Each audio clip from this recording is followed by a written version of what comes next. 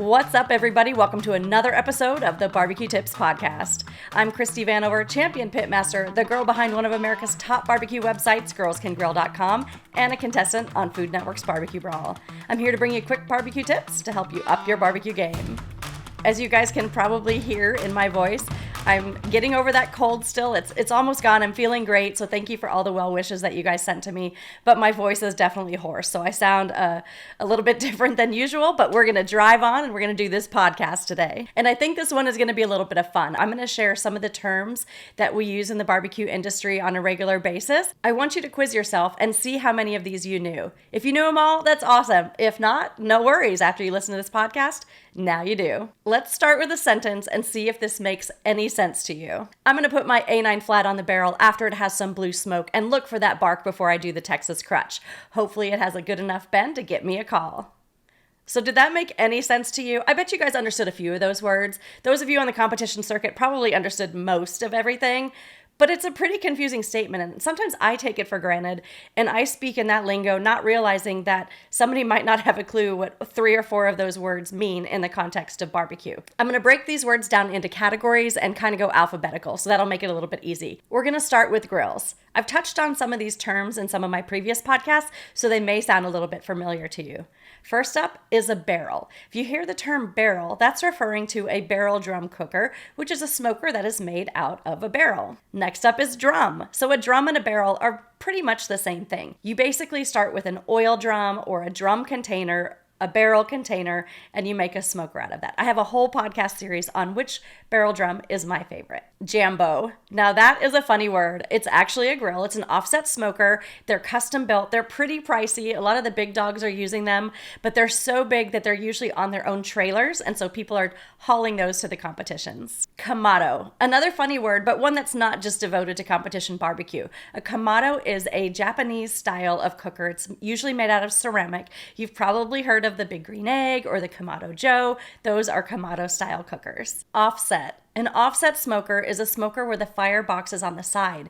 The meat never sits over the fire itself. Instead, the fire is on the side, and that heat and smoke then works its way through the chamber and out the exhaust that's usually on the opposite end. The last grill I want to touch on is a stick burner. So when people say stick burner, what they're meaning is that their fuel source is sticks or split logs. Since we're talking about fuel, let's move on to charcoal. In that really crazy sentence I said at the beginning, I mentioned blue smoke. Blue smoke is the smoke that you want to cook with. Once you light your charcoal, it usually will have a white, dirty smoke. Once that burns clean, then it's called blue smoke. It has kind of a clearish, bluish tinge to it. That's how it gets its name. A chimney. A chimney is a metal cylinder that you put your charcoal in, and then you can light your charcoal in that and then dump it into your grill. Lump.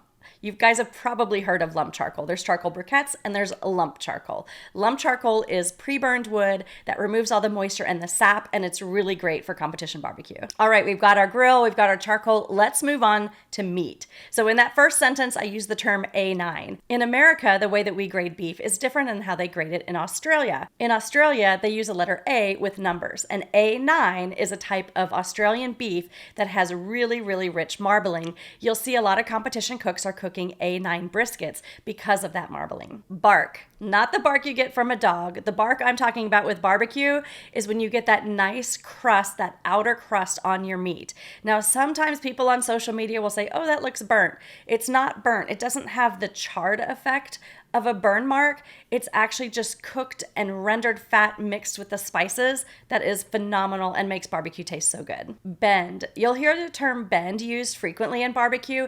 That is a measurement that we use to test doneness. So if you have a piece of brisket, a slice of brisket, you want it to bend over your finger without breaking. That shows that it's cooked perfectly. If you have a rack of ribs and you pick them up from the bone side, you want them to bend and arch over your hand without breaking. So the bend test is a really easy way to tell how good your meat is cooked. Brisket. When it comes to brisket, there's 3 terms that you want to understand. Full packer brisket, brisket flat, and brisket point. A brisket is made up of 2 muscles, the flat and the point. A full packer brisket is when the 2 muscles are connected. If you just have the brisket flat, you can buy that separately. That's going to be the lean meat. And then if you have the brisket point, that's going to be the fattier muscle that's part of the brisket. Compart. Compart is a company that specializes in Duroc pork. Duroc is a really high quality breed of pork that does really well on the competition circuit. Decal. Now, this one's going to be controversial. There is a lot of information on the internet that says that the deckle is the brisket point meat. That is not accurate. I have confirmed this with multiple meat scientists.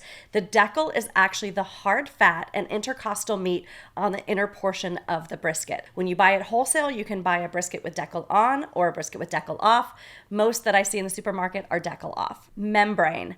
The membrane is the layer of silver skin that's on the backside of the rib bones. You want to remove this before you cook your ribs because that little membrane doesn't really render, it doesn't cook down, so it can cause a tight chew. So we usually use a paper towel, grip that membrane, and just rip it right off before seasoning. Money muscle. If you guys watched the pork video, you know all about the money muscle. This is the really highly marbled loin-shaped piece of pork that's on the side of a pork butt. It's called a money muscle because when teams turn it in, they usually get that call and they get that money. Mop. Mop is a combination of liquids and spices that's used for basting your meat to help keep it moist. It's called a mop because there's a barbecue tool that looks like a little mop that you dunk in the sauce and then you mop right on top of the meat. Prime. If you hear the term prime in barbecue, probably somebody is referring to the grade of beef that they're cooking. The USDA categorizes beef into select, choice, and prime is the highest grade because it has the most marbling. A shiner. Now, if you're in Texas, you might think of a shiner and think of a Shiner Bock, which is a really good beer. But in barbecue, a shiner is when you look at a rack of ribs, if on the top side, the bone is actually sticking through, that means the butcher didn't do that great of a job. And as they were slicing off that rack of ribs, they went too deep into the meat and exposed the bone. That exposed bone is called a shiner. St. Louis cut. When it comes to pork ribs, there's three main cuts. There's baby back ribs, which are from the loin area. They have that arch to it. There's a full spare rib that has some brisket bones on top, plus the St. Louis cut. So when you take that rack of spare ribs and you cut off those brisket bones, you're left with that beautiful rectangle of St. Louis style ribs. And that's the cut that is cooked most often on the barbecue circuit. SRF. SRF is an abbreviation for Snake River Farms. It's a really high quality beef. It's American Wagyu. It's the brisket that I use in all my competitions. And if you go to snakeriverfarms.com and pick out your own meat and use code GirlsCanGrill, you can save 10%. Wagyu. Wagyu is a breed of cattle that originated in Japan. Now you can find American Wagyu, Australian Wagyu, but the breed originated in Japan and it is highly marbled, which creates beautiful flavor. All right, let's move on to the cooking process. You guys have probably all heard this one. 3, 2, 1. 3, 2, 1 is a cooking process that a lot of people will use with ribs, where they smoke their ribs for 3 hours, then they wrap them for 2 hours, then they unwrap them, give them some sauce, and finish them for that final hour. That technique yields really delicious ribs. Burnt ends. The original meaning of burnt ends were those crispy bits on the edge of a brisket that had really nice bark. They might have been a little bit overcooked, but then they got sauced up and they were super delicious. Now, when we make burnt ends, a lot of times we'll just take the point meat, cut it into cubes, sauce it up, and just render it down really nicely. It doesn't necessarily have that full bark effect like the original burnt ends. Cambro. You guys have probably heard me use this term all the time. Cambro is actually a company. The company sells all sorts of kitchen products, but the product that most barbecue pitmasters use is the Cambro that is an insulated food carrier.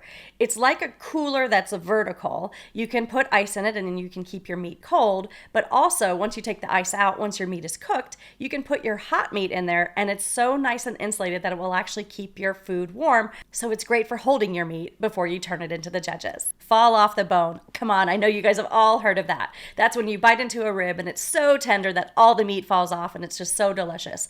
That's the style that I like to make in my backyard, or even I like to order at a restaurant. When it comes to competition though, you don't want fall off the bone. You want that meat to have a little bit of integrity when you bite it so that most of the meat stays on the bone, but you just get a nice clean bite when you do take a bite from the side. Finishing dust. This is a really important component to competition barbecue. We season all of our meat at the beginning. Sometimes we mop it in the middle, but at the end you want to take that final bite and then sprinkle it with a little bit of finishing dust, which is basically ground up seasoning of whatever flavor of your choice, just to give it that little extra pop. Garnish. Now, usually in the food world, the term garnish just means like sprinkling some nice herbs or spices on top of your food to give it a nice, pretty appearance. But in barbecue, the term garnish is referring to the greens that are in the box that you place your meat on top of. Speaking of greens, greens are just that. It can be romaine lettuce, it can be iceberg lettuce, it can be green leaf lettuce, but it's the lettuce that you put in the bottom of your box that you put your meat on top of. You need to check with your sanctioning body to see what greens are allowed for your competition, and actually some competitions don't even allow greens at all. Hot hold. This is basically what I talked about with the Cambro. This is somewhere that's insulated where you can hold your meat to keep it hot until it's ready to serve or turn in. Hot and fast. So this is a really popular term on the competition circuit now because so many teams are cooking at higher temperatures, at hotter temperatures, which means that their barbecue gets cooked faster. Injection. Nope, this isn't a vaccine. This is what we use to add flavor to meat. So you can buy an injection needle and then you pull the liquid into that needle, pierce that needle into your meat and insert that injection, and it adds so much more flavor and moisture. Lollipop. Not the candy. This is a butchering technique that can be done with the drummies of a chicken or the drumsticks or legs of a chicken. This is when you basically scrape away all the meat on the top end of the bone and you just leave that ball of meat on the bottom. So you have a handle and you can pick it up and it's like a lollipop. Probe. Pitmasters will pierce their meat with an instant read thermometer to see if it's done. There's two things happening here. One, obviously inserting the needle into the meat will give a temperature reading and tell you what temperature your meat is at. But more importantly, we're looking for feel. You want to probe that needle into the meat. If it goes in smooth like butter, then it's probably ready. If there's some resistance, then it's not quite done. Scraping skins. I know those of you who listened to the chicken episode know all about this. This is when you take the skin off of your chicken thigh, turn it so the fat side is up, and then scrape the fat off of it and then put it back on your chicken thigh. We do this so that we get nice bite-through skin. That reminds me of another word that I should tell you guys about, and that's jacquard. If you hear the term jacquard, that's actually a food tool that has all these little needles in it that you push down on meat, and it can create little holes and help tenderize meat. Or a lot of cooks will use the jacquard on their chicken skins, and it creates these little perforated holes, so that helps the fat render through those holes as well. That way they don't have to scrape their skins. Smoke ring. A lot of people like to see that little pink stripe of meat right under the bark on their brisket. That is actually a chemical reaction between the myoglobin in the meat and the nitric oxide from your fuel source. Your smoke ring is going to vary depending on what type of fuel source you have. You're not going to get it from a gas grill. You'll have a smaller one from a pellet grill, but when you cook with wood or charcoal, your smoke ring is going to be larger because there's more nitric oxide in those fuel sources. Spritz. This is what we do to keep meat moist. We get a spray bottle or a spritz bottle and fill it with some kind of liquid, and throughout the cook, we just spray that liquid right onto the meat and it helps keep it moist. Stall. This is probably one of the most frustrating words in barbecue because this is when you've been smoking a brisket for hours and it just plateaus and it stays at the same temperature for a couple of hours before it breaks through that. Well, what's happening is the liquid inside the meat is evaporating, causing it to cool the same time you have your warm grill temperature hitting the meat, and it's just kind of at the stall stage until that heat can break through. Texas crutch. This is the secret to breaking through the stall. This is when you take your meat once it's hit that stall point and you wrap it in butcher paper or you wrap it in foil, usually with some moisture. This helps accelerate that cooking process so you don't have to wait those 2 hours for the stall. Thermopen. The Thermopen is an instant read digital thermometer made by ThermoWorks. It's probably the number one thermometer that pitmasters use. It's the one I use myself. Tight. When meat is tight, that means it's undercooked. That means when you go to take a bite, it's going to have a little tug and a little resistance to it. You don't want your meat to be tight. Wrap. So wrap is basically the same thing as a Texas crutch. It's when your meat is partially cooked and you put it on foil or butcher paper, add some moisture, and then wrap it up tightly and return it to the grill. All right, let's move on to some competition-specific words. Ancillary. I had a whole podcast episode about ancillaries. These are those competition categories that are not required when you're at a comp. They're just kind of extra or ancillary competitions that you can enter for some more prizes. Box. In competition barbecue, the box is the styrofoam clamshell box that the reps will give you that you put your meat in to turn it into the judges. Building a box. If you hear somebody say that they hate building a box, they're probably talking about the greens that they have to put in. Everybody tries to be all perfect to make a little putting green that's beautiful for the meat to sit on. It's a long process, so building a box with the greens can be challenging. But also building a box can mean putting your meat in and deciding if you want to do money muscle, if you want to do pulled, if you want to do burn ends. It is kind of how you arrange your box. Call. When someone says that they hope they get a call, that doesn't mean they want their mom to call them on the phone. That means that they want to hear their name called from the stage, meaning that they want a top 10 prize. CBA. This is the Champions Barbecue Alliance. This is one of the sanctioning bodies that has 4 meat categories of chicken, ribs, pork, and brisket. Chasing points. Different sanctioning bodies will have Team of the Year awards for the teams that scored the most points or had the highest scores throughout the year. So teams who are chasing points are trying to get those first place calls so that they can be named the Team of the Year. Circuit. A circuit is known as a competition circuit or a barbecue circuit, which is a collection of competitions held throughout the year. Contest. This is just another name for a barbecue competition. DAL. This stands for dead ass last. When you compete, if you end up last, a lot of times teams will say, I'm DAL, or I don't want to be DAL. Grand Champion, or sometimes we just say GC. This is the overall winner of a competition. IBCA stands for the International Barbecue Cookers Association. This is another sanctioning body. Their categories involve beef brisket, spare ribs, and half chickens. KCBS. This is the Kansas City Barbecue Society. This is the sanctioning body that I compete with, and they do brisket, chicken, ribs, and pork. MBN is the Memphis Barbecue Network, another sanctioning body. Their categories are whole hog, pork ribs, and pulled pork. People's Choice, or PC. This is an extra optional category at some barbecue competitions. This is where you make meat and you actually serve it to the public. Most of the time, you'll get like a 50-50 proceed out of it. The people running the event will get 50% of your profits, and then you'll get 50% of your profits. So it's a way to make a little extra money, but it's definitely added work, especially if you're trying to focus on the competition itself. It's called People's Choice because basically the public tastes your food, and then they get to judge which one they think is the best. So if you win People's Choice, that means you were the people's favorite. Rep. Sanctioning bodies have reps or representatives. This is to make sure that the contest is run in accordance with the rules of that sanctioning body. Reserve Grand Champion, or RGC. This is the team that gets the second highest points overall. So they basically get second place. Sanctioning body.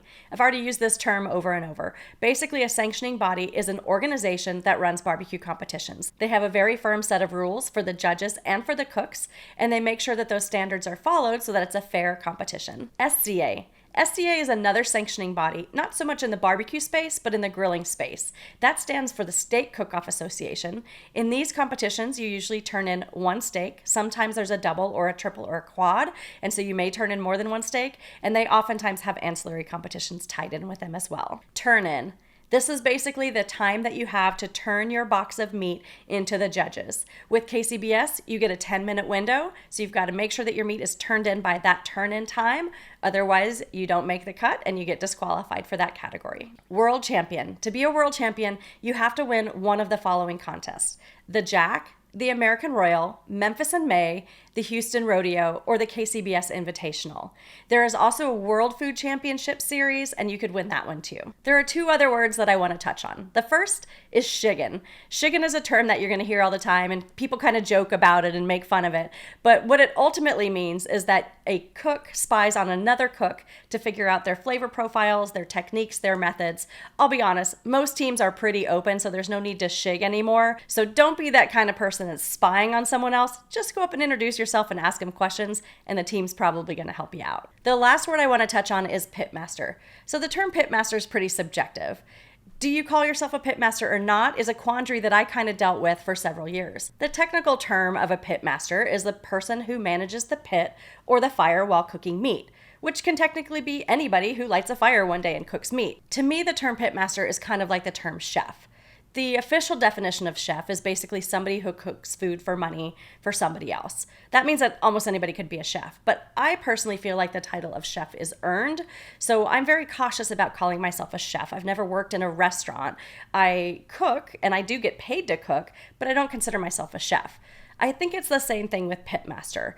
I cook over fire, I cook meat over fire, I can manage fires, but it took me a long time before I felt confident enough to call myself a pitmaster.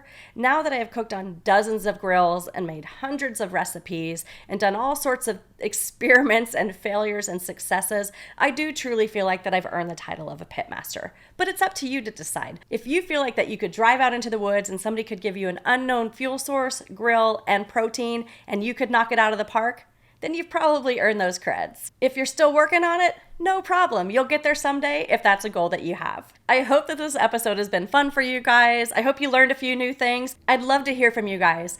If you think there's a word out there that I didn't touch on, go ahead and leave it in the comments and define it so other people know what it is. Let me know also, did you know all of these? Were you surprised by any of them? Go ahead and leave a comment for that as well. And also, if you're listening to this as a podcast, go ahead and download it and hit that subscribe. Leave me a review. If you're watching on YouTube, I'd love that thumbs up and subscribe as well. As always, guys, I've got thousands of barbecue tips and hundreds of barbecue recipes at girlscangrill.com. You can also find me on all the socials at Girls Can Grill. Until next time, guys, happy grilling!